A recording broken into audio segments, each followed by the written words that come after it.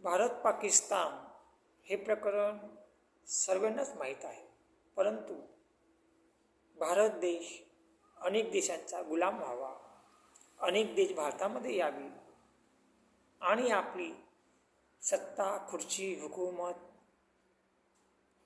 दादागिरी, मनमानी कारभार टिकून राहावा. आपल्या हजारो पिढ्या ऐषारामामध्ये हुकुमशाही करावी हे षड्यंत्र रचले गेले होते. 1947 साली देश स्वातंत्र्य झाला, परंतु देश स्वातंत्र्य करावा लागला हे विसरून चालणार नाही. का करावा लागला? तर कारण काय? अनेक पुरुष महिला देशासाठी शहीद झाले, रडले. डॉक्टर बाबासाहेब आंबेडकर यांनी अभ्यास करून, शिक्षण घेऊन, अनेक पदव्या घेऊन गोरगरिबांसाठी, दलितांसाठी, अडाणी लोकांसाठी, त्यांना न्याय मिळण्यासाठी शिक्षणाद्वारे रडले आणि त्यांना न्याय मिळवून देण्याचा प्रयत्न केला, न्याय मिळवून दिला. अशामध्ये जर देश स्वातंत्र्य केला नसता तर हे युद्ध, ही लढाई संपली नसती आणि म्हणून देश स्वातंत्र्य करावा लागला. परंतु दुश्मन गप्प बसले नाहीत, तर त्यांनी देश अनेक देशांना विकला जावा, अनेक देश भारतामध्ये यावे आणि आपली सत्ता आणि हुकूमत टिकून राहावी म्हणून षड्यंत्र शस्त्रचाळ खेळत राहिले. तेव्हापासून ते आजपर्यंत शस्त्रांची चाळ खेळली जात आहे. आता ती चाळ कोणती, ते षड्यंत्र कोणतं, याच्यावर आपण अभ्यास केला पाहिजे आणि समाजासमोर आणणे गरजेचं आहे. आता आमच्यासारखे जर एखादी व्यक्ती जर समोर येऊन जर म्हणाली आणि सांगितले की षड्यंत्र शस्त्रचाळ काय होती, काय आहे, काय चाललेलं आहे, तर आम्हाला मूर्ख, गरीब, अडाणी, सामान्य, गुलाम आहेत हे सिद्ध केलं जाणार आणि सिद्ध केलं जातं. आम्ही अनेक वेळा समाज जागृतीसाठी, समाजाच्या एकजुटी होण्यासाठी सत्य समोर आणण्याचे प्रयत्न केले, परंतु दुश्मनांनी नेहमी आम्हाला मागे टाकण्याचा प्रयत्न केला आणि आमचे विचार, आम्ही जे अनुभवले ते समोर आणून दिले नाही. हेच सत्य आहे. म्हणून 26 जानेवारी, 15 ऑगस्ट झेंडावंदन करताना वाईट वाटते की आपण खरोखर स्वतंत्र झालो आहोत का? कोण स्वतंत्र झालेलं आहे? शस्त्रचाळ कोण खेळत होतं ना अजूनपर्यंत कोण खेळत आहे? सत्ता कोणाची आहे?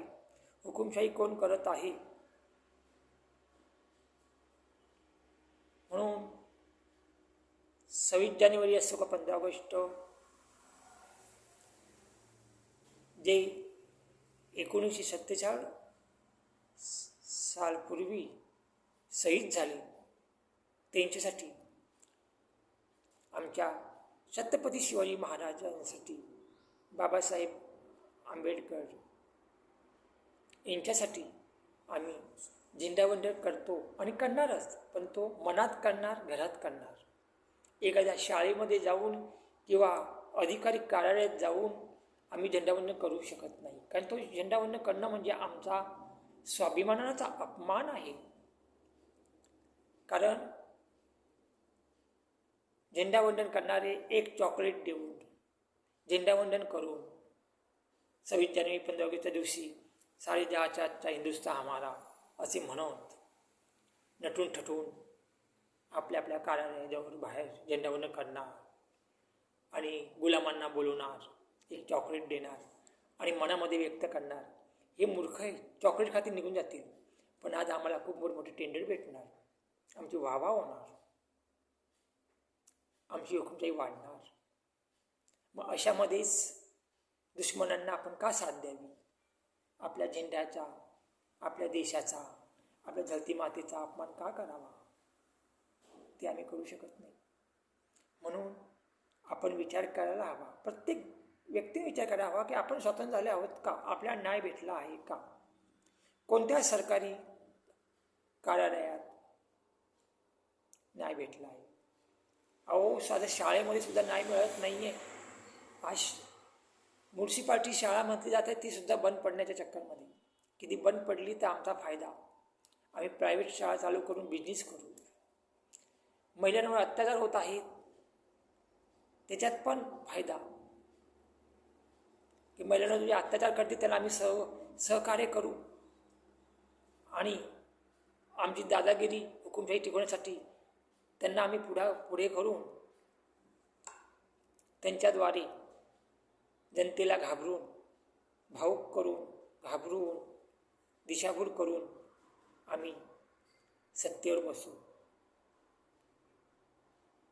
मला सांगा, हा अपमान कोणाचा? हा अपमान आपल्या देशाचा अपमान, आपल्या संविधानाचा अपमान, आपले शहीद झालेल्यांचा अपमान, आपल्या बाबासाहेबांचा अपमान, आपल्या धरती मातेचा अपमान. म्हणून हा आपला अपमान नसून हा आपल्या देशाचा अपमान, धरतीचा अपमान आपण करू शकत नाही. आपलं सांगणं एकच की प्रत्येकाने विचार करायला हवा की आपण स्वातंत्र्य झालो आहोत का?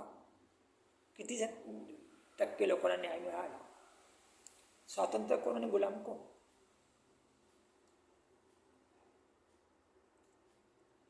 आज अनेक केसेस कोर्टात पडलेले आहेत, पोलीस स्टेशनमध्ये पडलेले आहेत, अनेक ठिकाणी पडलेले आहेत, अनेक रॅशन ऑफिसमध्ये सुद्धा पडलेले आहेत, पण एकाचाही उलगडा होत नाही. करू, बघू, होईल. आज हॉलिडे, आज सुट्टी, असे काही बहाणे सांगून दिशाभूल केली जाते.